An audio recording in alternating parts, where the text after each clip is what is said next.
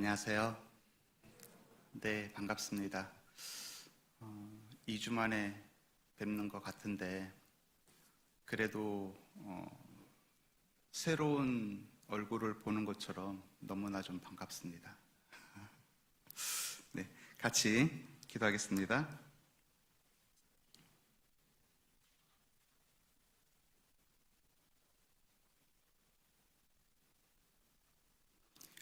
사랑과 은혜가 충만하시며 거룩하시고 자비로우신 하나님 아버지, 우리 양천교회 성도님들을 주의 말씀을 묵상하는 이 교회 가운데 묶어주시고, 또한 주일 오전 이렇게 말씀을 배우며 교훈 얻을 수 있도록 모아주심에 너무나 감사합니다. 우리가 하루하루 살아가는 그 삶 가운데 온전히 주님만 생각할 수 있도록 주께서 도와주시고 힘 주시기를 원합니다. 온역으로 말미암아 가정에 그리고 개인적으로 많은 어려움을 겪고 계신 우리 성도님들 계십니다. 주님께서 하나하나 살펴주시고 부족하고 구하고 원하는 것을 주님께서 채워주시기를 또한 원합니다. 그리하여 마음에 문제가 되고 근심이 되는 것을 떨쳐버리고 오직 기쁜 마음으로 주의 길을 걸어가며 주의 자녀로서 올바른 삶을 살 수 있도록 도와주시옵소서. 세계 곳곳에 주의 말씀을 붙잡고 전하는 선교사님들 계십니다. 그 어느 곳에 계시든 그 가족과 선교사님의 건강을 주께서 지켜주시고, 또한 세계 곳곳에서 같이 동역하고 계시는 성도님들 주님께서 어여삐 여겨주셔서 구하고 원하고 또한 주님의 복음을 담대히 전하는 그 일에 기쁨이 되고 주님께 영광이 될 수 있도록 힘주시기를 원합니다. 오늘 교회당에 모인 저희들 주의 말씀으로 귀한 교훈을 얻고자 합니다. 하나님께서 이곳에 참석하시고 또한 온라인을 통해 들으시는 우리 성도님들 개개인에게 지혜와 총명을 허락해 주셔서 주의 말씀이 온전히 전해질 수 있도록 도와주시기를 원합니다. 우리를 사랑하시는 예수님 이름으로 기도드렸습니다. 아멘. 네, 정말 2주 만에 뵈서 그런지 너무나 반갑습니다. 새로운 얼굴도 있고요. 그리고 한동안 못 나오셨다가 나오신 우리 성도님들도 계십니다. 어찌됐든 교회당에 이렇게 모이는 것 자체가 얼굴을 대면하면서 굳이 말은 안 하더라도 눈빛만으로 그리고 행동 하나하나 그 바라보는 것만으로도 건강한지 잘 지내는지를 우리가 좀 느낄 수가 있습니다. 말씀을 좀 찾아볼까요? 마가복음입니다. 1장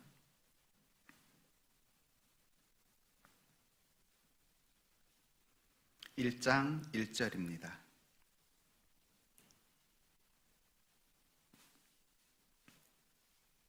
제가 읽겠습니다. 하나님의 아들 예수 그리스도의 복음의 시작이라. 9절.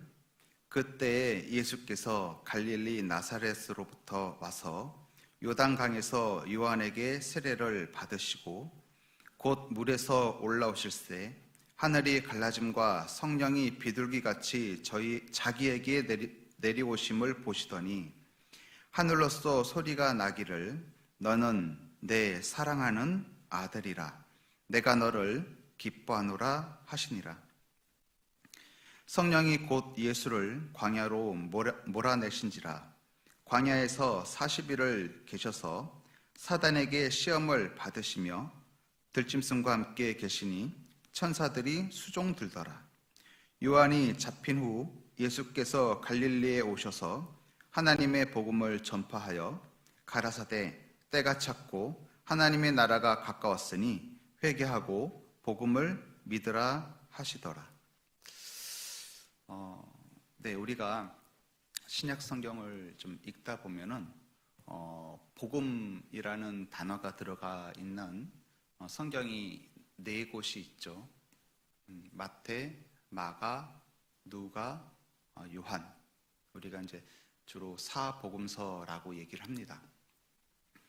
그런데 우리가 이 사복음서를 좀 읽다 보면요, 많이 겹쳐지는 같은 내용 혹은 비슷한 내용의 말씀이 기록되어져 있는 것을 우리가 좀 알 수 있어요. 하나님은 완전하신 분인데 나는 불완전하고 하나님은 완전하신 분인데 완전하신 하나님께서 굳이 복음서를 4개를 기록하게 하셨을까? 라는 생각을 저도 좀 문득 해봤습니다. 우리 성도님들도 복음서를 읽으면서 왜 복음서가 4개일까? 하나면 될 것인데 하나님이 우리의 지식을, 나의 지식을 무시하시나? 그렇게 생각해 볼 수도 있습니다. 하지만 우리가 이 사복음서, 4개의 복음서를 자세히 읽다 보면요, 이 복음서의 수준이 약간 달라요. 그것은 무엇이냐? 우리가 간혹 이제 시골이라든지 아니면은 내가 오랫동안 방문하지 않은 지역이나 도시를 방문했을 때 이 자리에는 분명 조그마한 구멍가게가 있었는데 이 구멍가게가 다 허물어지고 어마어마한 빌딩이 들어섰네? 라는 것을 우리가 가끔 경험해 볼 때가 있습니다. 내가 아는 그 지역에 없던 건물이나 없던 무슨 공원이라든지 그런 것이 들어왔을 때 우리는 마음속으로 혹은 외적으로 좀 깜짝 놀랄 때가 있죠. 건물을 보더라도요, 정면을 보는 것과 양측면을 보는 것과 뒷면을 보는 것은 확연히 다릅니다. 사면을 우리가 완전히 훑어봤을 때 이야, 건물 참 잘 졌다. 혹은 이야, 공원 참 예쁘게 만들었구나 라고 확실하게 말할 수 있는 거죠. 그런 것처럼 하나의 완전한 복음이지만 각기 믿는 사람들의 믿음이 다르고 그리고 같은 교과서를 가지고 공부를 하였지만 습득하는 그 지식이 다른 것이 바로 인간이에요. 각각의 사람마다 내가 갖고 있는 생활의 경험이나 삶의 경험, 지식이 각각 다르기 때문에 하나님이 똑같은 복음을 말씀하시더라도 4가지의 복음으로 각각 우리에게 맞는 복음을 이해하기 쉽게 말씀해 주신 것이 바로 사복음서입니다. 이 사복음서, 마태, 마가, 누가, 요한 복음서인데요, 예수님의 사역을 4가지 측면에서 설명을 해준 거예요. 왜냐? 너무나 우리에게 쉽게 이해시켜 주시기 위해서 사복음서를 기록하였다 라는 것을 우리 성도님들은 좀 생각하시고 마음에 담아두시고 오늘 말씀을 좀 묵상하셨으면 좋겠습니다. 마가복음 1장을 좀 책갈피 해주시고요, 에스겔을 찾아보겠습니다. 에스겔 1장.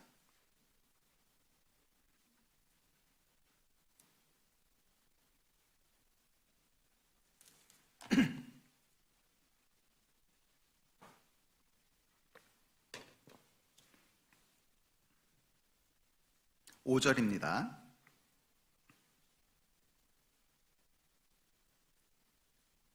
제가 읽겠습니다. 그 속에서 내 생물이 형상이 나타나는데 그 모양이 이러하니 사람의 형상이라. 10절 보겠습니다. 그 얼굴들의 모양은 넷의 앞은 사람의 얼굴이요 넷의 우편은 사자의 얼굴이요 넷의 좌편은 소의 얼굴이요 넷의 뒤는 독수리의 얼굴이니. 네, 에스겔이 본 환상에 대해서 설명을 좀 하고 있습니다. 이것을 통해서 하나님이 인간에게, 사람에게 하시는 일을 우리가 좀 알 수가 있어요. 잘 보겠습니다. 10절을 다시 한번 잘 보겠습니다. 얼굴의 모양이 있는데 넷이라고 말을 하고 있어요. 네 가지라고 말을 하고 있습니다. 자, 앞면은 사람의 얼굴이요 우편은 사자의 얼굴이요 좌편은 소의 얼굴이요 뒤편은 독수리의 얼굴이다 라고 말씀하고 계셔요. 예수님의 네 가지 모습을 이렇게 비유적으로, 은유적으로 표현을 했습니다. 예수님이 왕으로서 통치하시고 또한 다스리시기 위해서 오셨다라는 것을 우리는 성경을 통해서 익히 알고 있습니다. 이 모습은 동물의 왕이 뭐죠? 네? 네, 사자. 좀 호응 좀 해주세요. 동물의 왕은 사자. 네. 그래서 우편이 사자였잖아요. 예수님은 왕으로서 우리를 다스리시기 위해서 이 땅에 오셨다. 그래서 사자. 마태복음을 사자로 비유를 합니다. 그래서 사자복음이라고 얘기를 해요. 마태복음을 읽다 보면요, 예수님이 사람의 모습으로서 이 땅에 오셨는데 왕의 모습으로 오신다라고 설명을 하고 있어요. 그래서 마태복음 우리가 이제 1장 보면은 1장 위에 마태복음 써 있잖아요. 네, 거기다가 우리가 가로로 사자, 왕으로 오신 주 이렇게 기록해 놓으면은 우리가 마태복음을 읽을 때 주님이 왕으로 오신다는 내용이구나. 즉 사자, 동물의 왕, 사람의 왕인 예수님을 표현한다 라는 것을 우리가 좀 생각할 수 있겠죠. 그리고 이 마태복음 다음에는 마가복음이죠. 우리가 읽었던 마가복음 1장 1절과 그리고 9절 이후 예수님이 종으로서 사람을 섬기고 인간을 섬기고 그리고 고난 받으러 오신다라는 내용이 바로 마가복음이에요. 마가복음. 똑같이 마가복음에도 종으로 오신 주라고 우리가 이렇게 기록을 해놓으면 읽을 때마다 은혜가 될 것입니다. 자, 아까 네 편에 앞은 사람이고 우편은 사자였고 좌편은 뭐였죠? 소였어요. 우리가 소라는 동물을 한번 생각해 볼까요? 소라는 동물은 태어나서 송아지 때는 주인의 보살핌을 받습니다. 그러나 송아지를 벗어나서 성장해서 어른 소가, 성인 소가 되었을 때는 이 소는 어떤 일을 하죠? 사람을 위해 희생합니다. 언제까지요? 죽을 때까지요. 이 소는요, 희생의 동물인 거예요. 그래서 구약의 제사법에 보면요, 양이 나오고 소가 나오고 염소가 나옵니다. 그 번제를 드리는 동물 중에 하나였던 소, 이 소가 내면의 모습 가운데 이 좌편의 모습으로 나옵니다. 마가복음 그 가로치고 소라고 기록을 해놓으면 또 우리가 이해하기 쉬울 거라 생각이 듭니다. 소의 복음이라고도 말을 할 수가 있습니다. 누가복음, 마태, 마가, 누가복음, 사복음서니까 네 가지 다 한번 설명을 드릴게요. 누가복음은 사람의 모습으로 오신, 인간의 모습으로 오신 예수님을 설명하고 있어요. 그래서 이 누가복음은 인자, 사람의 모습으로 사람 복음이라고 얘기를 할 수가 있겠습니다. 인자로서, 사람으로서 체휼하시며 우리 사람과 함께 하시기 위해서 오셨다라고 성경은 기록하고 있습니다. 그리고 마지막인 요한복음. 이 요한복음은요, 하나님의 아들로서 이 땅에 오셨는데 사람을 구원하시기 위해서 오셨다라는 내용이 바로 요한복음이에요. 그래서 하나님의 아들로 오신 예수님, 하늘에서 지상으로 내려오신 하나님의 아들이면서 지상으로 내려오신, 하늘에 있는 그 동물이 뭘까요? 독수리. 독수리가 하늘 위에 있다가 먹이를 낚아채기 위해서, 먹이 활동을 하기 위해서 지상으로 내려옵니다. 수직 강하죠. 먹이를 딱 낚아채서 어디로 올라가죠? 다시 하늘로 올라갑니다. 하나님이 사람의 몸으로 오신 그 사람이 바로 예수님이잖아요. 예수님이 베드로에게 말합니다. 너는 어부였지만 이제는 물고기를 낚는 어부가 아니라 사람을 낚는 어부다. 예수님은 하늘에서 지옥으로 멸망받아 지옥으로 갈 수밖에 없는 그 인생을 낚아채서 다시 하늘로 올라갈 수 있게끔 해주시기 위해서 오신 분이 바로 예수님입니다. 그래서 이 요한복음은 하나님의 아들로서 오신 주라고 우리가 표기를 할 수 있겠죠. 그리고 그 밑에다가 독수리, 내면 앞에는 사람, 우편에는 사자, 좌편에는 소, 뒤편에는 독수리. 이렇게 하나님은 복음을 완전하게 하신 분인데 네 가지 측면으로서 표현해 주심으로 말미암아 각기 다른 삶을 살았고 다른 지식을 갖고 있는 여러 사람들이 쉽게 접하고 쉽게 이해할 수 있도록, 그렇게 해서 구원을 얻을 수 있도록 해 주셨습니다. 그게 우리가 읽고 있는 사복음서예요. 마태복음에는요, 아까도 설명드렸지만 왕으로 오신 예수님이시기 때문에 왕의 족보가 나옵니다. 누가복음은요, 종으로 오신 예수님이시기 때문에 종은요, 족보가 없어요. 누가복음은요, 사람의 모습으로 오셨기 때문에 이 사람의 족보가 나옵니다. 요한복음은요, 하나님의 아들의 모습으로 오셨기 때문에 하나님의 아들, 이 족보가 있을까요? 아니요, 족보가 없어요. 그래서 마가복음하고 요한복음은 족보가 없어요.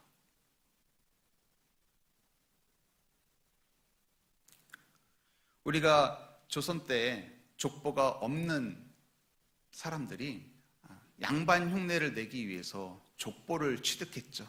돈 주고 샀습니다. 우리 집은 아니야 라고 생각하시는 분도 계시겠지만 몰라요. 또 내가 그때 안 살아봤기 때문에.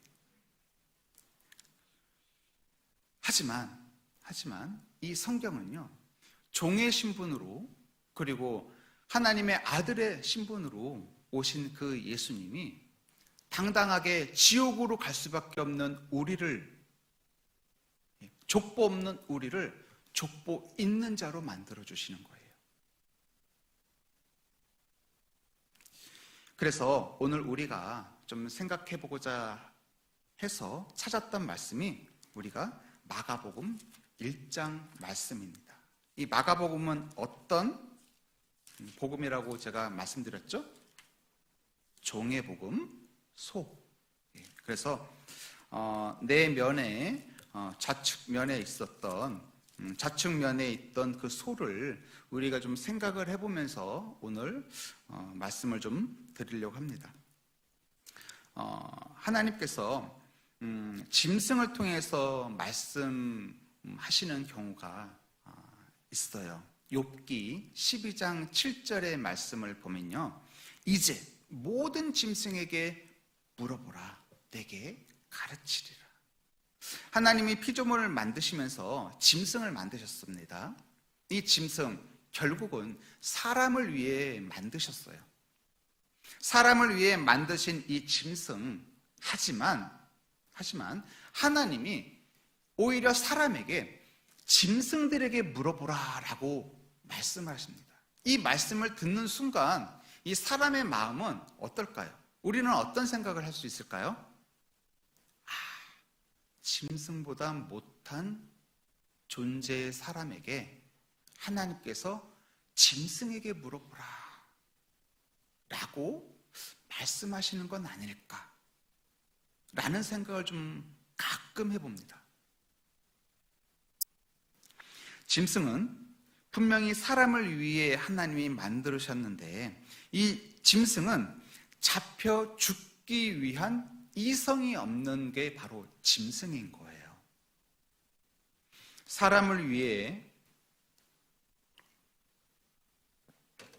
사람이 생명을 이어가기 위해 필요한 고기와 여러 가지 우유와 버터와 베이컨과 이런 것을 제공해주기 위해 존재하는 것이 짐승인데, 하나님은 우리에게 짐승에게 물어보라 라고 말씀하고 계신다라는 거예요. 그 정도면요, 내가 구원받은 그리스도인이 혹은 구원받지 않은 세상에 많은 이뤄진 사람들이 짐승보다 못한 그런 삶을 살고 있다라는 거예요. 생활이 궁핍하고 어렵고 그런 의미가 아니다라는 겁니다. 하나님을 모르는 삶을 살고 있다라는 의미인 거예요. 사람이 짐승을 통해서 배워야 할 것이 분명히 있다라고 또한 말씀하십니다. 짐승들의 모습 그리고 그러한 본능을 통해 우리가 알아야 될 것은 무엇이냐? 하나님이 우리에게 교훈을 주시는구나. 어떤 교훈일까요? 우리가 좀 전에 한 짐승을 생각해 본다고 말씀을 드렸습니다. 어떤 짐승일까요? 어떤 교훈일까요? 소라는 짐승을 우리가 생각했을 때 태어나서 죽을 때까지 죽도록 일만 했다라는 거예요. 누구를 위해? 그 소의 주인을 위해. 소의 모습을 보면요, 우리가 예수님의 생애를 알 수 있습니다. 소는요, 송아지 때부터 주인에게 사육을 당하죠. 그래서 송아지가 태어나면은 갓 태어난 송아지 주인이 너무나 기뻐합니다. 어루만지고 몸도 닦아주고 그러죠. 그런데 몇 달이 지나면요, 이 송아지에게 어떤 것을 씌우냐면은 콧뚜레를 해요. 콧뚜레. 그리고 송아지 귀에 태어나자마자 마크를 하죠. 요즘은 주인이 누구다라는 이 바코드가 찍힌 것을 소의 귀에 딱 찍어요. 즉 이 송아지는 태어난 기쁨은 잠시지만은 바로 주인의 관리에 들어가는 종의 신분으로서 이 송아지는 인생을 시작합니다. 송아지가 주인이 주는 그 여물을 먹으면서 무럭무럭 덩치를 키웁니다. 커갑니다. 커갈수록 이 송아지가 송아지라는 말을 버리고 이제는 소 혹은 숫소, 암소로 이름이 바뀌게 되죠. 그러면서 이 소 등에 얹혀지는 게 뭡니까? 멍에입니다. 멍에. 송아지로 있을 때는 자기 엄마 소가 밭을 갈 때 송아지가 옆에 따라와서 엄마와 밭 가는 그 모습을 보고, 그리고 엄마의 보폭에 맞춰서 송아지도 걸어가요. 하지만 성장하고 나면 이 송아지가 소가 되면서 멍에를 씌우게 되고, 엄마가 걸었던 그 밭길을 자신이 갈게 된다라는 거예요. 소의 모습을 통해서 구원받은 우리 그리스도인은 교훈을 받아야 됩니다. 하나님께서 우리에게 알려주고자 하시는 그 메시지에 대한 교훈을 받아야 된다라는 거죠. 소는요, 새김질을 하는 짐승입니다. 위가 4개나 있죠. 새김질을 하기 때문에 물은 계속 먹지만 체격이 더 커집니다. 소가 육식을 하던가요? 아니요. 건초, 풀, 여물, 채식을 하지만은 이 소는 계속 새김질을 함으로 말미암아 자기 뒤로 내뱉는 배설하는 그 배설물에 그 영양분을 4번이나 빨아들여요. 그래서 풀을 먹는 이 소이지만은 덩치가 큽니다. 우리가 한번 곰곰이 생각을 좀 해보셔요. 아프리카 초원에 있는 동물들 중에 이 덩치가 큰 동물을 우리가 생각을 해보면요, 거의 풀을 먹어요. 채식을 해요. 그런데 이 소는요, 그 덩치가 큰 동물 중에서도 새김질을 하는 동물이다라는 거예요. 그래서 성경은 이 소를 정한 짐승이다, 깨끗한 짐승이다 라고 말을 하고 있습니다. 레위기 11장 보겠습니다. 본문 꼭 잡아주시고요. 레위기 11장 2절.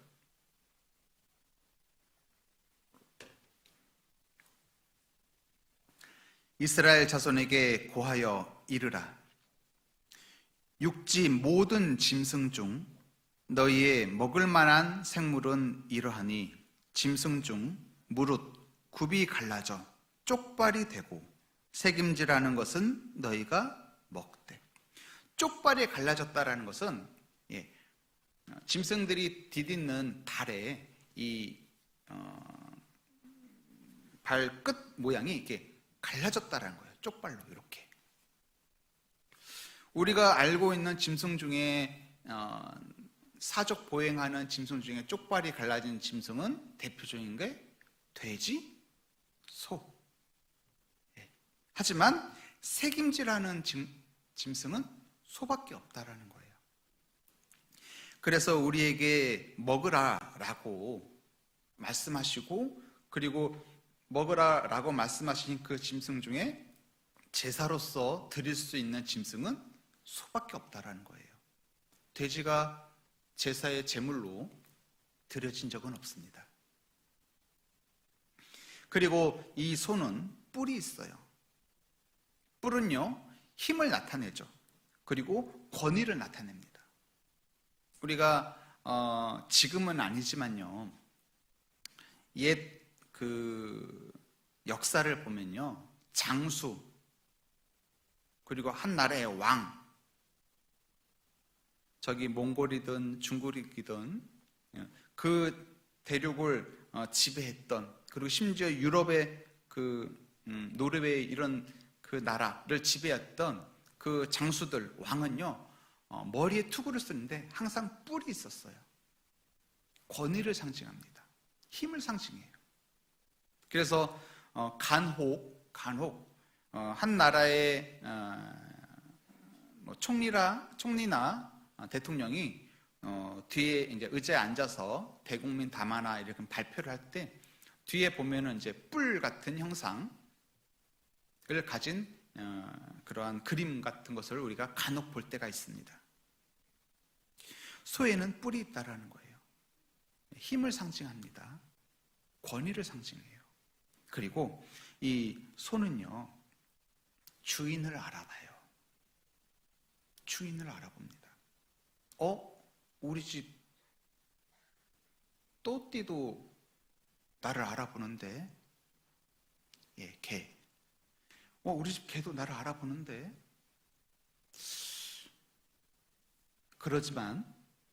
하지만 소가 주인을 알아보는 것과 개가 주인을 알아보는 것은 확연한 차이가 있다라는 거예요. 소가 사람을 물었다라는 얘기를 들어보셨습니까? 소가 사람을 핥혔다라는 얘기를 들어보셨어요? 소는요, 주인이 여물을 안 주면요, 그냥 줄 때까지 울기만 해요. 밥 줘. 개는요, 시끄럽게 지저대고 주변에 있는 벽을 박박 긁고, 심지어 주인이 늦게 밥을 주면요, 승질나서 확 물어버리는 경우도 있죠.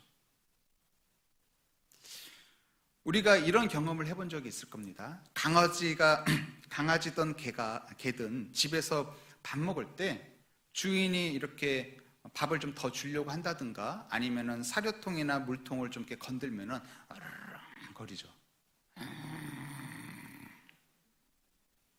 내 밥통 건들지 마. 하지만 소는요, 주인이 밥을 더 주던, 자기 밥그릇을 가져가던, 있으면 먹고 없으면은 먹은 것을 다시 끄집어내서 계속 이러고 있습니다. 밥그릇 가져갔다고 소가 밥 줘 계속 이러지 않아요. 참 순한 동물이죠. 돼지는요, 오늘 계속 동물 얘기만 하네요. 오늘 집에 가서 저녁에 고기 드실지 않을까요? 돼지는요 그냥 남의 것도 뺏어 먹고, 돼지는 무엇을 주던 다 먹습니다. 풀을 주면 풀을 먹고, 고기를 주면 고기를 먹고, 사람이 먹다 버린 것도 먹고. 이 소는요, 주인을 알아본다라는 거예요. 강아지도 주인을 알아보지만은 때에 따라서 주인에게 덤빕니다. 하지만 소는요, 주인을 알아보고 주인을 해하지 않고 묵묵히 오로지 주인만 바라보고, 주님이 원하는 것, 주님이 하라는 것을 묵묵히 하는 짐승이 바로 소예요. 욥기 1장 한번 찾아보겠습니다. 1장 14절.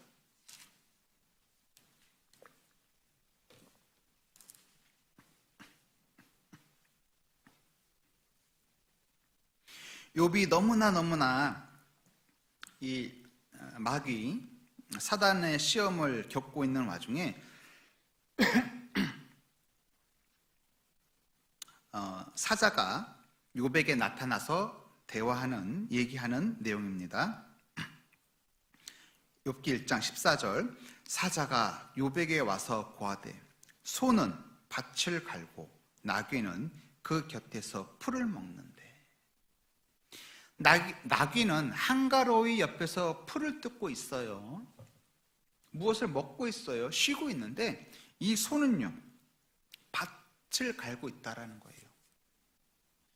주인을 알아볼 뿐만 아니라 부지런히 일하는 동물이다라는 거예요. 부지런히, 쉴 틈 없이. 그렇지만 주인이 이 소를 365일 24시간 내내 일을 시키는 것이 아닙니다. 주인은요, 이 소를 다시 일할 수 있게끔 쉼을 주기도 하고요, 건강 관리를 위해서 먹을 것도 주고요, 가끔 우리가 시골에서 살아보신 분은 아시겠지만 쇠로 되어 있어가지고 소도 머리빗이 있어요. 빛이 있습니다. 그래서 쇠로 된 거예요. 이것을 주인이 등 뒤 꼬리 가가지고 옆구리 팍팍 긁어줘요. 짐승이라고 어디가 안 가렵겠습니까? 어디가 안 결리겠습니까? 마사지 해주는 거예요. 주인의 보살핌을 받으면서 이 소가 계속 삶을 사는데 어떠한 삶이냐? 종으로서의 삶이에요. 주인이 원하는 것을 하기 위해, 일을 하기 위한 그러한 삶을 사는 게 바로 소입니다. 이 소는요, 그러한 주인 밑에서 순종하는 삶을 사요. 순종하는 삶을 삽니다. 그 순종하는 삶이 뭐냐? 이 소는 등 뒤에, 자기의 등에 멍에를 맨다라는 거예요. 그 힘들고 무거운 멍에를 메고 죽을 때까지, 힘이 다할 때까지 주인을 위해 일한다라는 겁니다. 그래서 마태복음 11장 28절에 보면요, 우리가 이 말씀 묵상할 때마다 참 마음에 은혜가 되는 말씀이죠. 마태복음 11장 28절에 보면요, 수고하고 무거운 짐진 자들아 다 내게로 오라. 내가 너희를 쉬게 하리라. 나는 마음이 온유하고 겸손하니 나의 멍에를 메고 내게 배우라. 그러면 너희 마음이 쉼을 얻으리라. 수고하고 무거운 짐진 자들아 다 내게로 와라. 내가 너를 쉬게 하리라. 주인의 모습으로 힘들게 일하고 쉼을 얻지 못하는 그러한 사람들을 불러 모읍니다. 주님이 죄로 말미암아 방황하고 있는 그러한 영혼들을 불러 모으시는 거예요. 수고하고 무거운 짐진 자들아 다 내게로 오라. 내가 너에게 쉼이라는 것을 쉴 수 있기를 도와주겠다. 그리고 이 소는요, 젖과 고기를 줘요. 우유와 그리고 자신의 고기를 줍니다. 자기 자신, 자기 것을 다 희생하는 거예요. 죽을 때까지 희생합니다. 죽고 나서도 희생하죠. 짐승들 중에 죽고 나서도 자기 것을 다 내어주는 짐승은 소밖에 없어요. 맞죠? 도가니탕, 소꼬리, 소머리, 소 속에 있는 그 모든 그 장기 있잖아요. 네. 다른 짐승 생각해 보세요. 버리는 게 많습니다. 소는요, 그 뼈마저도 우리가 사골로 과먹죠. 소는 버리는 게 없어요. 태어나서 죽을 때까지 온전하게 주인께 다 드린다라는 거예요. 하지만 돼지, 어느 날 이런 우스갯소리가 있는데, 어느 날 돼지가 이렇게 소를 찾아와서 막 하소연했답니다. 야, 사람들이 말이야, 응? 왜 나한테는 이렇게 하대를 하는지 모르겠다. 왜 사람들이 소 너하고 나를 비교하면서 왜 자꾸 나를 이렇게 힘들게 하는지 모르겠다. 야, 나도, 돼지인 나도 소 너처럼 사람들한테 줄 거 다 주는데 왜 돼지 같은 사람, 응? 왜 이렇게 욕을 하는지 모르겠다. 그러자 소가 이렇게 얘기했답니다.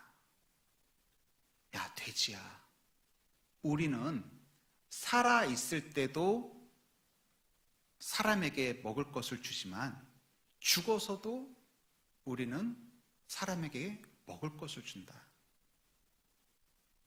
하지만 너 돼지는 살아있을 때는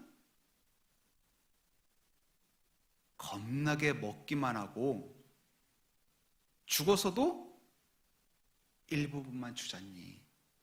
아마 그래서 사람들이 너에게 그렇게 말을 하지 않을까? 라고 얘기를 했대요. 살아있을 때 자신만을 위해 먹고 시끄럽게 하고 하는 그러한 동물, 돼지.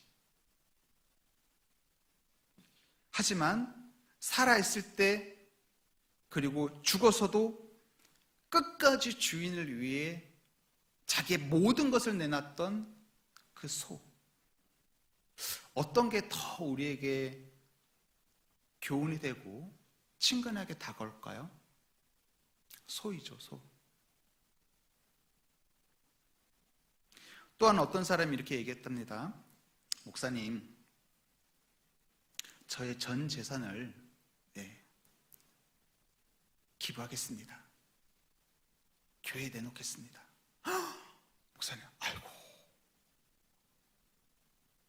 어려운 결정하셨습니다. 네, 언제 그러면은 교회에 기부하시겠습니까? 네, 목사님, 저 죽고 난 다음에요.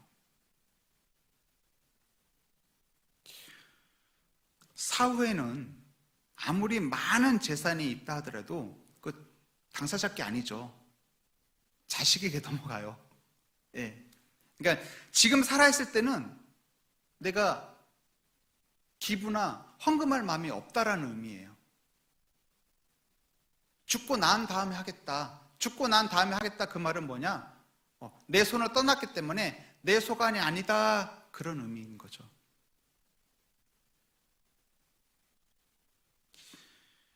그리스도인의 가치 있는 삶은 무엇이냐? 살아 있을 때도 주님을 위해, 살아 있을 때도 주님을 위해, 죽더라도 주님을 위해, 살아 있을 때 주님을 위해 살기도 하고 죽기도 하는 것이 바로 우리 그리스도인의 삶이다라는 겁니다. 그리고 이 소는 아까도 말씀드렸습니다. 제물로 사용되었다라는 거예요. 하나님이 구약에 제사법을 주시면서 정한 짐승, 양과 소를 주셨어요. 돼지가 들어가 있지 않습니다. 돼지 같은 삶을 살면 안 된다라는 거예요. 오로지 나만을 위해 하늘을 쳐다보지도 않고 하나님이 나에게 말씀하시는 그 말씀의 교훈에 귀 기울이지 않고 오직 내가 먹고 살기 위해서 열심히 사는 그 모습은 돼지 같은 삶이죠. 하지만 소 같은 삶을 산다면 하나님이 분명 나에게 부족한 부분을 채워주시고 주인이 소를 어루만지고 그리고 튼튼하게 하기 위해서 먹이도 주고 건강하기 위해서 빗으로 빗겨주기도 하고 토닥토닥 두드려 주기도 하고,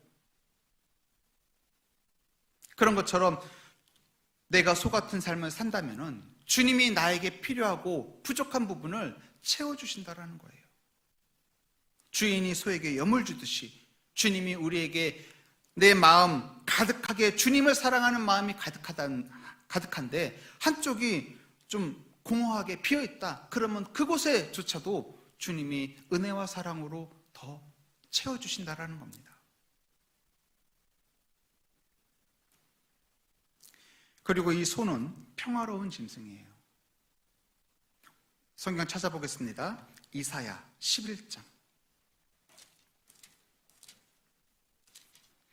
이 소는요, 사람에게 해를 끼치지 않는 짐승이며, 천년 왕국 때 이 소를 어떻게 표현했냐면요, 11장 7절.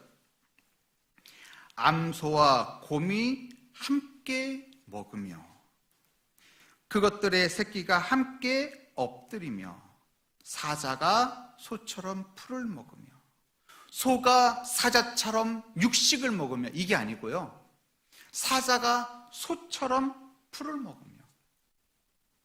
사자를 소로 비유를 했어요.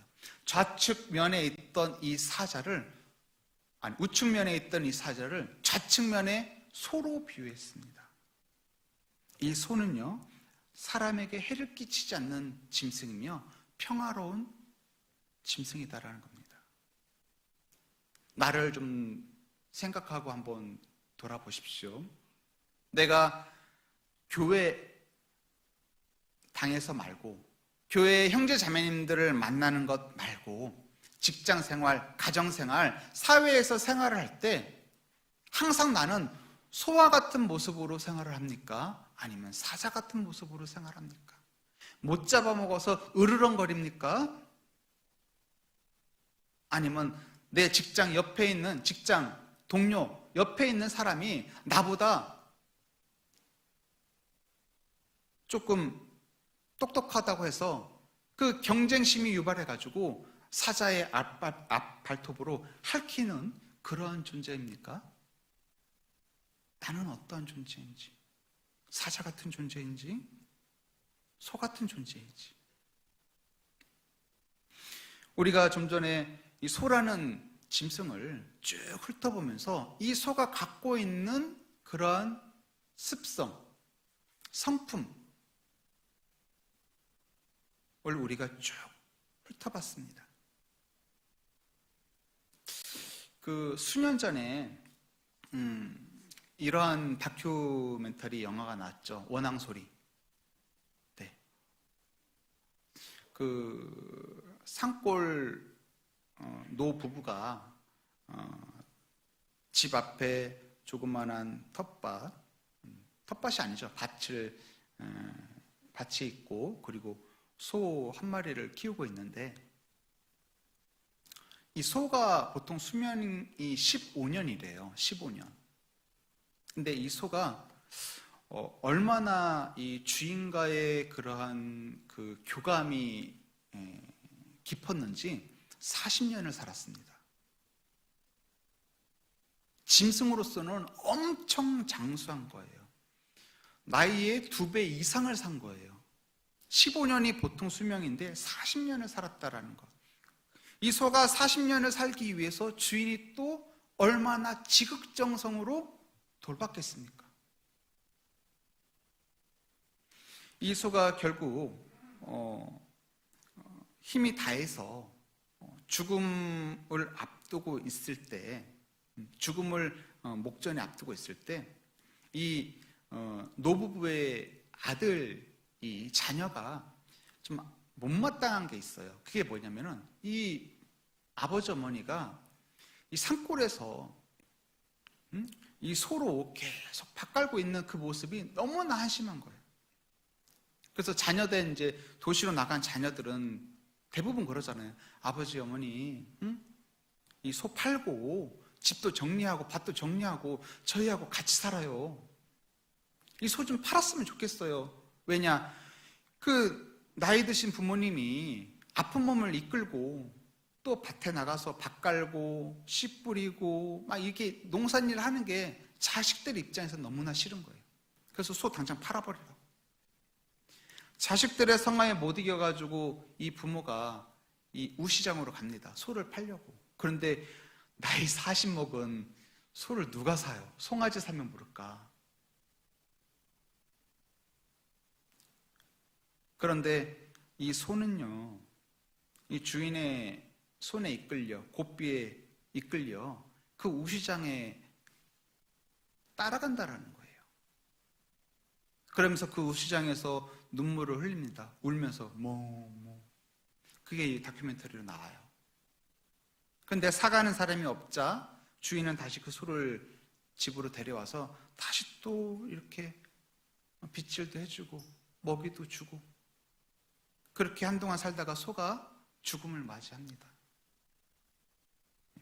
죽음을 맞이할 때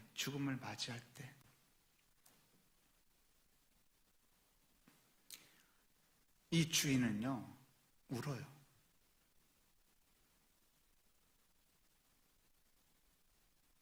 자기하고 같이 수십 년을 살아왔고 같이 함께 했던 그 소가 죽자 주인도 웁니다. 하지만 이 소는 죽었지만 이 소가 해놓은 것은 무엇이냐?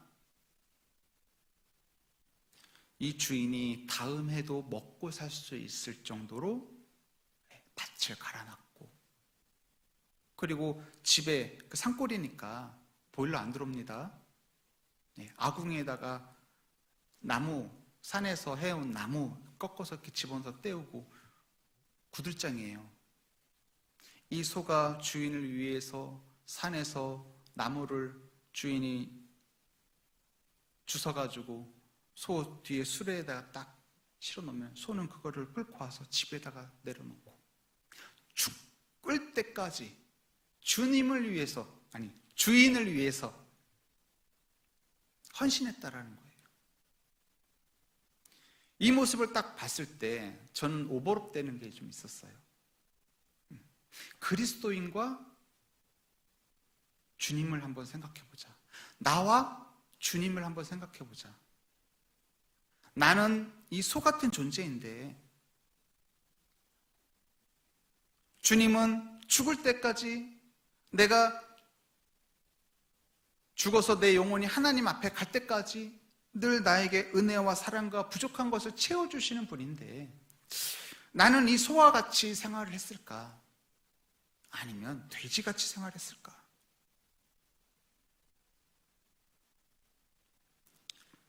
어떻게 보면요, 이 소가 사람보다 더 낫습니다. 사람은 가끔 사람에게, 자식에게, 와이프에게, 남편에게 내 마음을 표현하죠. 사랑을 주죠. 근데 소는요, 끝까지 주인에게 다 모든 걸 내놓는다라는 거예요. 주님에게 자기의 마음을 내놓고 자기의 몸도 내놓고 주님에게 온전하게 베풀다 가는, 다 드리고 가는, 나는 주님께 얼마나 베풀고 있고 얼마나 드리고 있고, 나는 성도님들에게, 형제 자매들에게 얼마나 내놓고 있고 얼마나 사랑하고 있는지 우리가 이 짐승이지만 이 소를 통해서 교훈을 좀 받을 수 있다라는 거예요.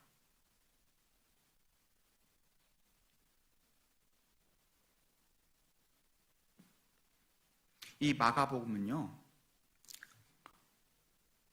소복음인 거예요. 소복음. 예수님은요, 종의 모습으로 우리에게 오셨습니다. 왕의 모습으로 올 거라는 그 이스라엘 민족의 그러한 생각으로 말미암아 예수님이 결국 고난받으시고 우리를 위해 희생하시고 십자가에 달리신 거잖아요. 이러한 내용은 사복음서에 다 기록되어 있지만 오로지 이 마가복음은요, 예수님을 종의 모습으로 표현하고 있다는 겁니다. 그러면 이 마가복음에 표현되어 있는 이 예수님이 그러면 누구를 섬기기 위한 종의 모습으로 오셨느냐? 사람을 섬기기 위한, 구원받지 못한 이방인들을 위해, 그리고 구원받은 그리스도인을 오히려 더 섬기기 위한 그런 모습으로 오셨다라는 거예요.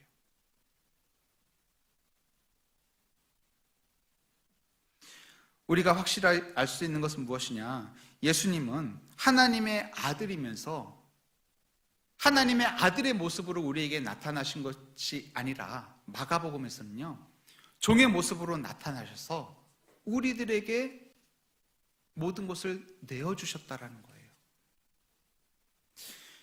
이러한 모습을 우리가 볼 때 부모와 자녀 사이에 그런 관계를 우리가 또한 생각해 볼 수 있습니다. 부모는 자녀에게 모든 것을 주려고 합니다. 없는 것도 만들어서 주려고 하죠. 그러면서 자녀에게 또한 이런 교훈을 교훈을 줍니다. 어떤 교훈이냐면, 이 아빠같이 엄마같이 살지 말아라. 왜냐? 부모 입장에서 나의 인생을 봤을 때 나는 내가 나 자신을 평가했을 때 실패한 인생이다. 그렇기 때문에 자녀에게는 아빠 엄마같이 살지 말고 성공해라, 이렇게 얘기합니다. 이러한 모습은 하나님을 모르는, 구원받지 못한 사람들의 그러한 메시지겠죠. 구원받은 그리스도인이 자녀를 양육하면서 훈계하고 교훈을 줄 때, 부모는 구원받았고 자녀가 구원받지 않은 자녀라고 할 때 부모가 자녀에게 아빠같이 살지 말아라, 이게 가당한 말입니까? 아니죠. 아빠가 믿고 있고 엄마가 믿고 있고 엄마 아빠가 함께 하시는 그 하나님을 너는 좀 알았으면 좋겠다. 이게 바로 그리스도인의 가정의 참다운 교육인 거죠. 때로는 반대가 될 수 있죠. 자녀가 구원받고 부모가 구원받지 않은 그런 상황.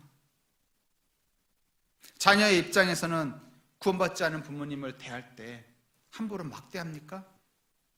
아니죠. 구원받은 그리스도인의 내가 자녀로 있다면 구원받지 못한 부모님, 불쌍한 영혼이잖아요. 부모님이 말씀하시는 것 한 귀로 그냥 흘려 듣는 것이 아니라 경청하는 마음으로, 경청하는 자세로 들으면서 또한 자녀의 입장에 위치해 있는 나는 늘 기도해야 되겠죠. 하나님, 나의 부모님 하나님 알기를 원합니다.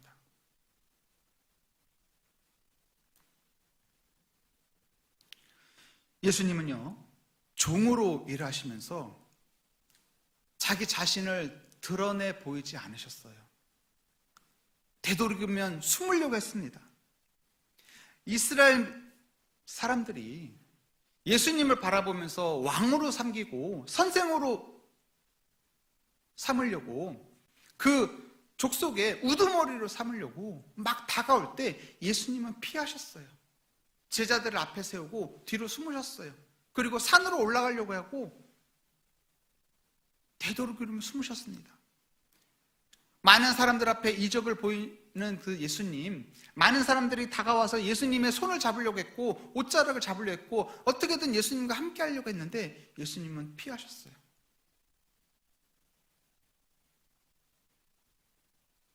마가복음의 예수님은 종의 모습입니다. 드러내놓고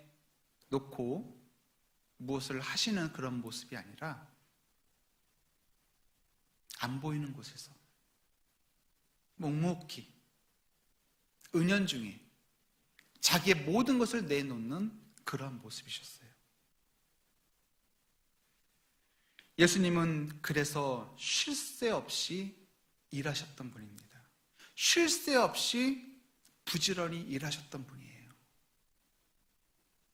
성경 한번 찾아볼까요? 마가복음 1장 38절.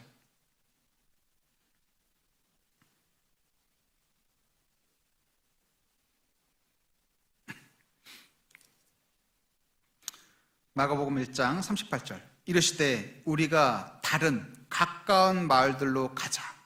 거기서도 전도하리니 내가 이를 위하여 왔노라 하시고. 예수님은 쉴 틈 없이 여러 마을을 돌아다니시면서 전도하셨다라는 거예요. 쉴 틈 없이 여러 마을 돌아다니면서 지옥으로 갈 수밖에 없는 그 불쌍한 영혼들을 위해서 예수님은 하늘 복음을 계속 전하셨다라는 거예요.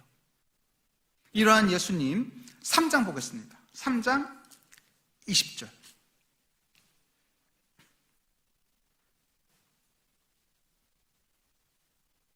집에 들어가시니 무리가 다시 모임으로 식사할 겨를도 없는지라. 예수님이 이렇게 전도를 하시다가 어느 날 집에 쑥 이렇게 들어가셨습니다. 예수님이 딱 들어가니까는 그 집안에 있는 무리가 예수님 쪽으로 싹 이렇게 다가와요. 사실 집에 들어가서 밥 먹으려고 들어갔는데 조금 한 10분, 20분 쉬려고 들어갔는데 주변에 사람들이 다 또 이렇게 예수님 식사하는 그 옆자리에 다 앉는 거예요. 여러분 그러신 적 있죠? 내 식사하고 있는데 누가 옆에서 딱 그냥 같이 밥 안 먹고 한두 명이 앉아있으면 식사가 되던가요? 부담돼서 식사 못해요.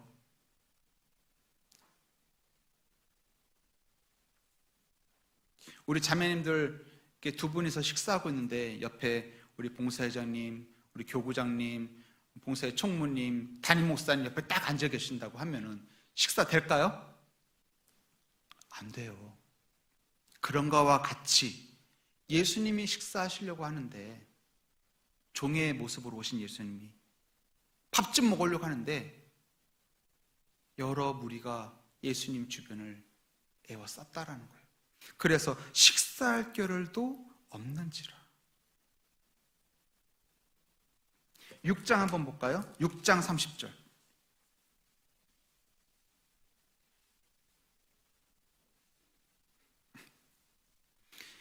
사도들이 예수께 모여 자기들의 행한 것과 가르친 것을 낱낱이 고하니 이르시되 너희는 따로 한적한 곳에 와서 잠깐 쉬어라 하시니 이는 오고 가는 사람이 많아 음식 먹을 겨를도 없음이라. 너무나 쉼이 없다 보니까 쉴 새 없이 일을 하시다 보니까 예수님이 결국은 이렇게 말씀하셔요. 너희는 따로 한적한 곳에 와서 잠깐 좀 쉬어라.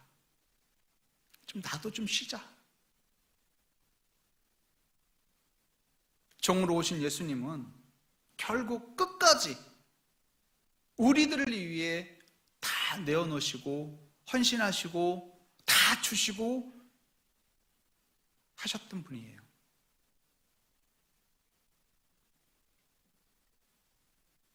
그리고 예수님은 모든 것 하나하나 자기의 뜻대로 하신 분이 아니셨습니다. 사소한 것 하나마저도 하나님께 물어보고 구하고 그것을 하셨다라는 거예요. 그 모습은 뭐예요? 종의 모습이죠. 가정에서 보면은 자녀의 모습인 거예요. 자녀가 부모에게 물어보지도 않고 자기 마음대로 멋대로 무엇의 일을 한다면은 부모의 입장에서는 좀 불안불안하죠. 그리고 제가 무엇을 하고 있는지도 몰라요. 하지만 이 마가복음에서의 예수님은 종의 신분으로서 하나님께 다 물어보면서 구하면서 모든 일을 하셨다라는 겁니다. 내가 그리스도인으로서의 삶을 가정과 직장에서 교회에서 살고 있는데 정말 내 뜻대로 내 의지대로 내 마음대로 무엇인가 결정하고 하고 있지는 않는지 우리가 또 반성해보는 교훈을 예수님이 우리에게 이런 모습으로 알려주고 계십니다. 예수님은 지금도 일하십니다. 하나님은 지금도 일하셔요. 그것이 어떻게 우리가 알 수 있느냐? 교회를 통해서 알 수 있습니다. 코로나로 인해서 우리가 모이는 게 예전과 같지는 않습니다. 하지만 모이고 있어요. 그러나 말씀 전하는 거는 쉽지가 않습니다. 특히 집회 같은 거는 우리가 거의 온라인으로 하고 있죠. 주일 설교 외에는. 주일 설교는 이렇게 대면하지만은 집회는 다 온라인으로 하고 있다는 거예요. 그런데 여러분 그거 아십니까? 온라인으로 하면 구원 받을까? 현장에 그러한 이런 느낌, 이러한 감동을 좀 얻을 수 있을까? 주님은 그 순간도 일하고 계셔요.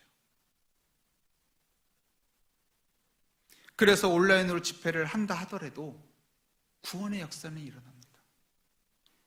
우리가 속해 있는 이 교회가 하나님의 복음을 온전하게 전하는 그러한 모임의 무리이기 때문에 성령님이 여기에 같이 역사하고 계시고 하나님이 우리를 도와주시고, 비록 온라인으로 영상을 송출하고 가정에서 편한 자세로 듣고는 있지만 그 마음을 움직여 주셔서 구원이라는 그 큰 감사의 선물, 기쁨의 선물을 받게 해주십니다. 곰곰이 생각해 보십시오. 주님은 십자가에 달려 돌아가셨습니다. 우리의 눈에 현재 존재하지 않으시는 분이에요. 우리의 눈에 보이지 않으시는 분이에요. 육신으로 표현해 본다면 육신은 벌써 산화돼서 없어지신 분입니다. 예수님은 살아 계실 때도 우리를 위해 헌신하셨고, 죽고 난 이후 수천 년이 지난 지금에서도 예수님은 우리에게 계속 은혜를 더해 주시는 분이시다라는 것을 우리가 알고 있습니다. 그것을 교회를 통해서 우리가 경험하고 있다는 거예요.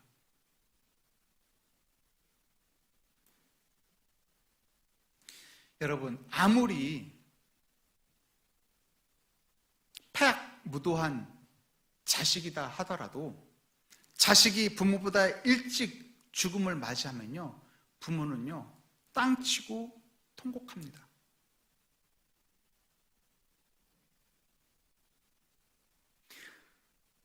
부모보다 먼저 가는 자식은 불효자식이라고 하죠.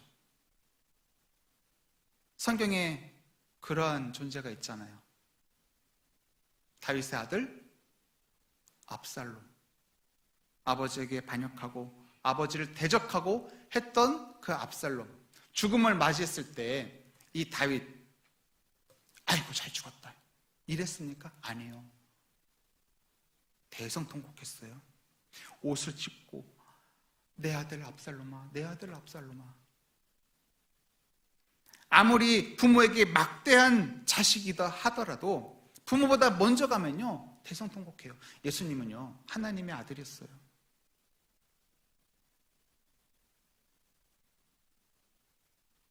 예수님이 십자가에 달리셨을 때 하나님이 통곡하지 않으셨을까요? 성경에 그런 표현은 없지만은 우리가 그렇게 짐작해 볼 수가 있다는 겁니다. 내가 그러한 십자가에서 피 흘리신 그 예수님, 그 보혈의 피로 구원함을 받은 나, 내가 어떠한 삶을 살아야 되겠습니까? 사자 같은 삶을 살아야 될까요? 돼지 같은 삶을 살아야 될까요?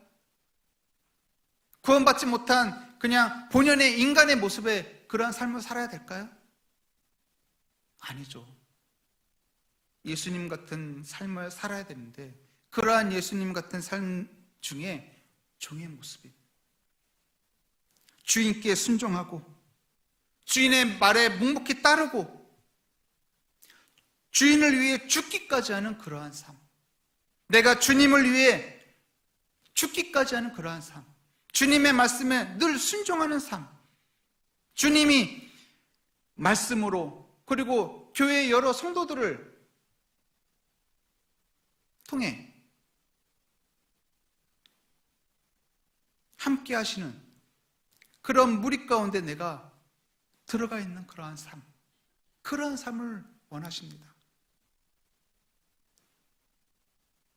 그러한 삶을 원하실 때 우리가 그러한 삶을 산다면은 독수리 같은 신앙을 가지고 있어야 되는 거예요.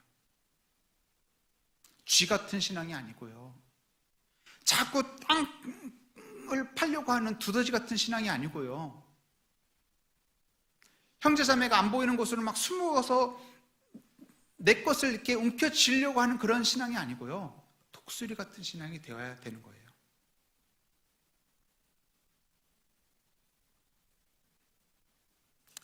우리는 오늘 소를 통해서, 짐승이지만은 이 소를 통해서 예수님을 생각하게 되고, 또한 예수님을 통해서 그 예수님의 사랑과 은혜에 대해서 다시금 생각하게 됩니다.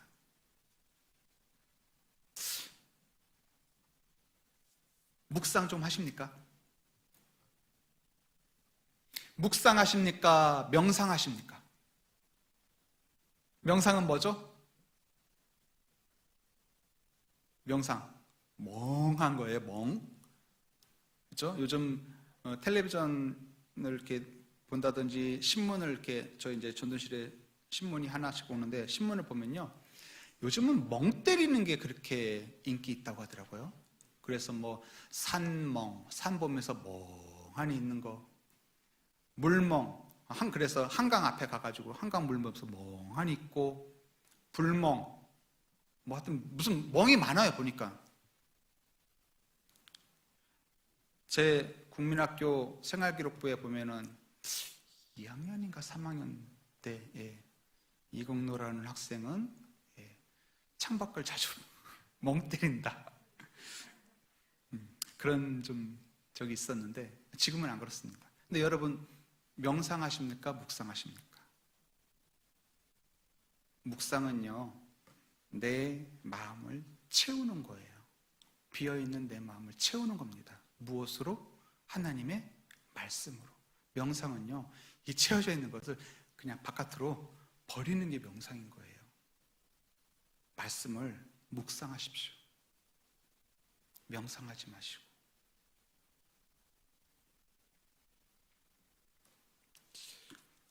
우리가 연초에, 벌써 지금 5월이잖아요. 연초에 이제 코로나이니까 올해는 내가 은퇴도 했고 집에 있고 하니까, 또 직장에서는 내가 또 승진도 했고 조금 시간 여유가 있으니까 성경을 한 올해는 이독을 좀 해보자 해서 지금 꾸준히 읽고 계신 분 계십니다. 이러한 성경 읽는 것을 누가 이 자동차 운전하는 습관에 비유하신 게 있더라고요. 제가 좀 적어왔는데, 정속주행, 꾸준히 읽는 분이 있대요. 서행, 정속주행이면서도 서행, 안전거리 확보하면서 이렇게 좀 늦지만 천천히 읽는 분도 있다라는 겁니다. 그런데 정차, 바쁘다라는 핑계로 간혹 쉰다라는 거예요. 근데 정차는 그래도 있긴 있죠. 근데 주차는 뭡니까?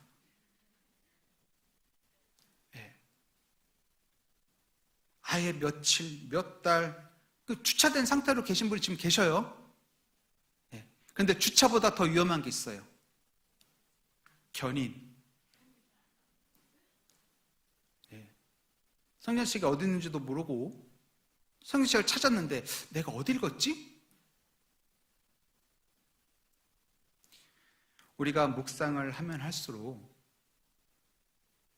하나님이 나에게 깨닫게 해주시기 위해서 주신 그 말씀의 그 뜻을 우리가 좀 알 수가 있어요. 한 줄을 묵상하더라도요, 그 성경 한 줄에 하나님의 그 사랑이 녹여져 있다라는 겁니다.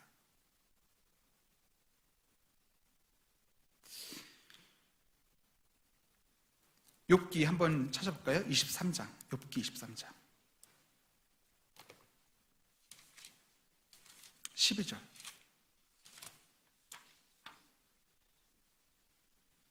욥기 23장 12절.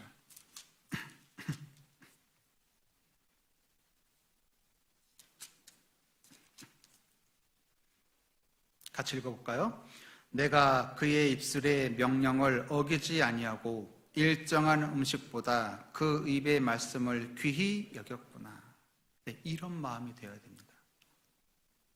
내가 늘 먹는 음식, 우리가 아프면은 더 좋은 것을 먹죠. 몸에 보양되는 음식을 먹죠.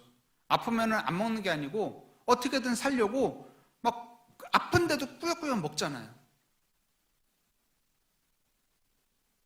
그런데 하나님의 말씀, 내 신앙이 지금 병들어가고 지치고 주저앉은 상태로 있는데 그걸 내가 인지하지 못하고 하나님의 말씀을 묵상하지 않고 그냥 편안하게 생활한다면 그 더 병들어가는 거예요.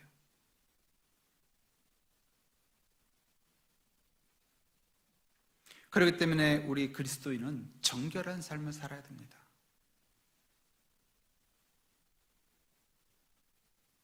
정결한 삶을 살아야 돼요. 우리 그리스도인은요, 주님의 멍에를 매는 사람이 되어야 됩니다. 주님의 멍에가 뭡니까? 복음을 위해 희생하신 그거잖아요. 복음을 위해 주님이 자신의 몸을 들이셨잖아요. 그렇다면 우리도 복음을 위해 무엇인가 좀 해야 되잖아요.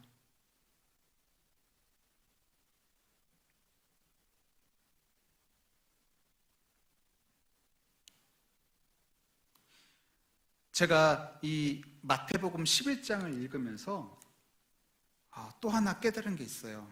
같이 한번 좀 볼까요? 마태복음 11장 28절. 마태복음 11장 28절.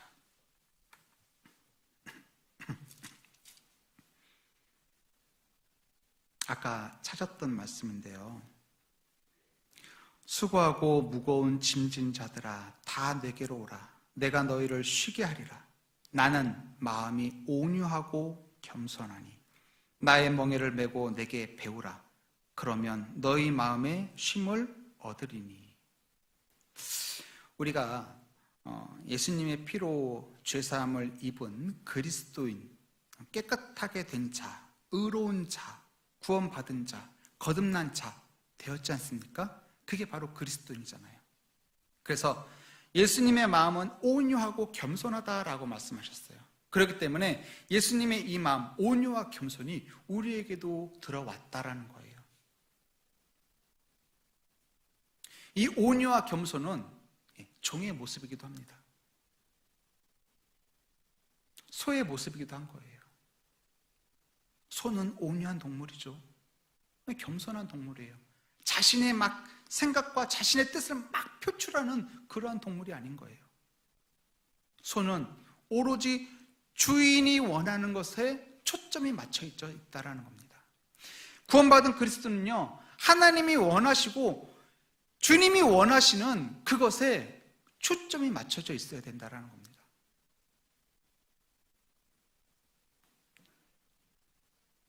중요한 말씀이 남아있어요. 30절. 이는 내 멍에는 쉽고 내 짐은 가벼움이라. 멍에 하면은 되게 무겁다고 생각하죠. 멍에 매기가 되게 힘들다고 생각하죠. 교회에서 임원이라는 것을 이렇게 권유 받으셨을 때 우리 성도님들 연말 되면은 11월 달 되면은 이제 올 11월 좀 있으면 다가옵니다. 되면은 임원이라는 전화를 받을 때 막 우리는 막 갑자기 막 머리가 지끈거리고 막 담 걸리는 그런 분들 계시죠.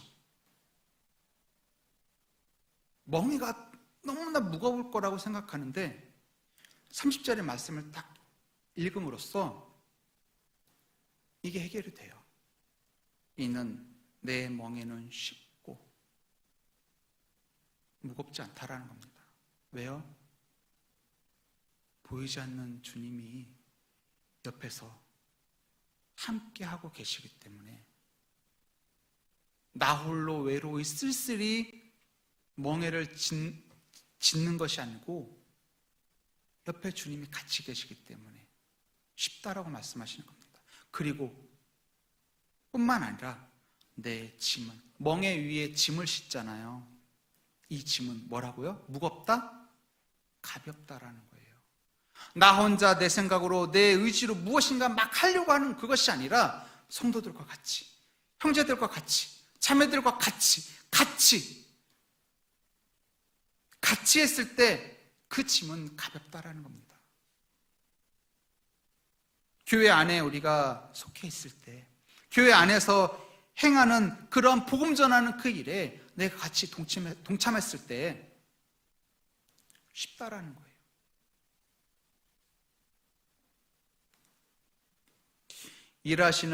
일하는 소에게 먹을 것을 주는 주인처럼 일하시는 우리 성도들에게 먹을 것을 주님이 주십니다. 입을 것을 주님이 주시는 거예요. 부족한 것을 주님이 우리에게 채워주십니다. 마지막으로 다니엘서 보겠습니다. 다니엘서 12장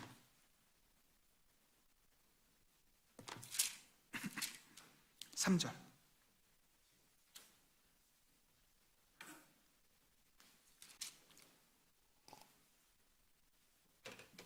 같이 읽겠습니다. 지혜 있는 자는 궁창의 빛과 같이 빛날 것이요 많은 사람을 옳은 대로 돌아오게 한 자는 별과 같이 영원토록 비치리라. 이 말씀 오늘 하루 종일 한번 묵상해 보십시오. 지혜 있는 자는 궁창의 빛과 같이 빛날 것이요 많은 사람을 옳은 대로 복음 가운데로 인도한 자는 별과 같이 영원토록 비치리라. 5월 마지막 주에 대집회가 계획되어 있습니다. 저희가 외부 강사님을 모시고 대집회 하는 것이 1년 만이죠. 1년도 더 됐습니다. 또한 공교롭게도 대면 집회가 아니라 온라인 집회예요. 하나하나 사소한 것 하나하나 우리가 면밀히 기도해야 되는 것도 당연하고, 또한 그 집회에 많은 이뤄진 영혼들이 참여하게 하기 위한 합심 기도도 당연합니다. 내가 주변을 돌아보면서 전도할 영혼이 없다, 너무 자책하지 마시고 우리 성도님들 자신만이라도 그 말씀을, 전해지는 말씀을 경청하면서 다시 한번 하나님의 은혜를 경험해보는 귀한 시간을 좀 가지셨으면 좋겠습니다. 늦지 않았습니다. 아직 이뤄진 영혼들을 위해서 우리 합심하여 기도했으면 좋겠습니다. 소와 같은 그리스도인 되기를 원합니다. 같이 기도하겠습니다. 하나님 감사합니다. 오늘 말씀을 통해 우리에게 정말 찔림이 되는 교훈의 말씀을 주님께서 주셨습니다. 우리가 더욱더 주님께 드리며 나의 뜻, 나의 생각, 나의 고집을 피우는 것이 아니라 종으로서 주님을 섬기며 주님께 충성되이 그 복음을 전파하고 전하는,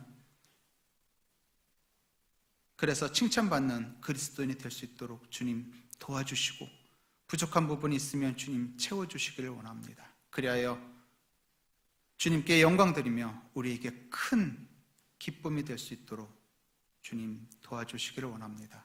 우리를 사랑하시는 예수님 이름으로 기도드렸습니다. 아멘.